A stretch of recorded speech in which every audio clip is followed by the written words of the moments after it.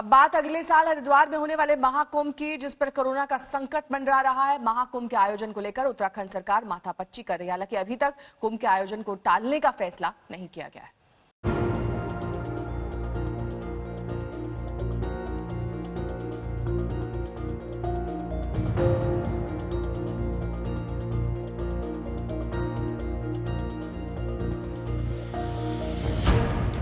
कुंभ की सदियों पुरानी परंपरा पर भी अब कोरोना का असर देखने को मिल सकता है।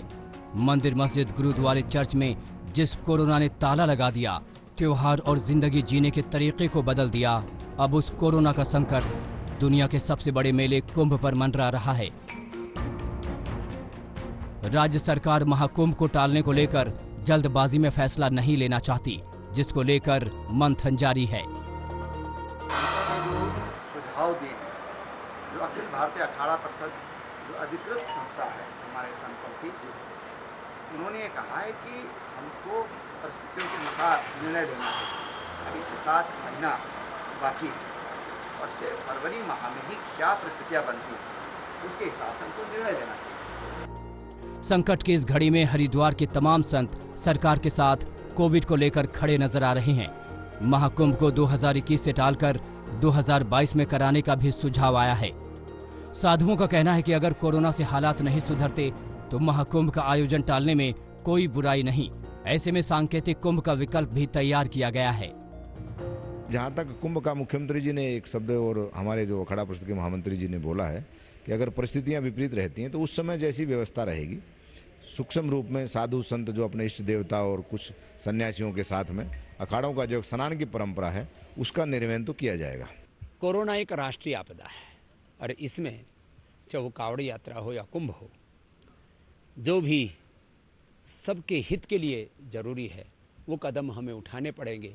बाकी हमारी आस्था हमारे हृदय में है, हमारा भगवान हमारे हृदय में है।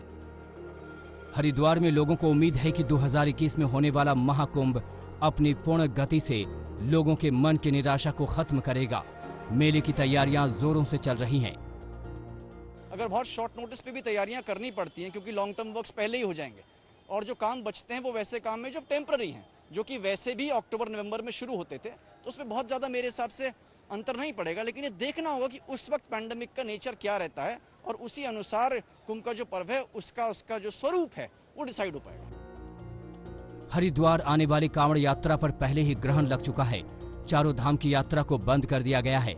ऐसे में कुंभ का आयोजन भले ही न टला हो, लेकिन हरिद्वार में कुंभ की वैसी रौनक दिखना थोड़ा मुश्किल लग रहा है।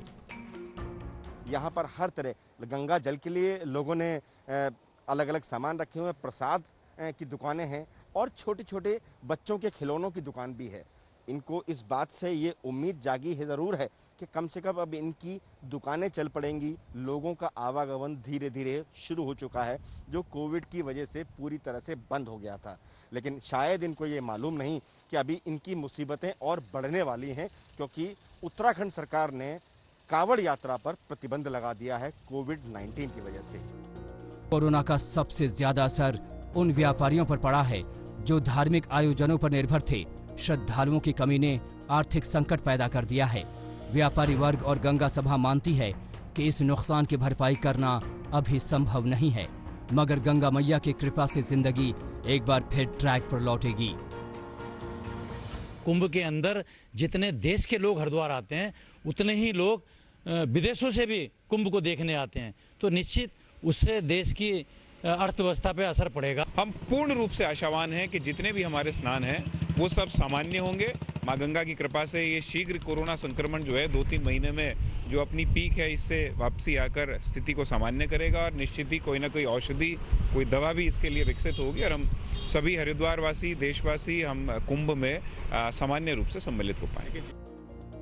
सैकड़ों साल पुरानी महाकुंभ की परंपरा आज तक नहीं रुकी। बड़ी बड़ी विपदाओं के बीच आस्था का महाकुंभ जारी रहा, लेकिन इस बार हालात काफी जुदा हैं। दिलीप सिंह राठौर, हरिद्वार आज तक।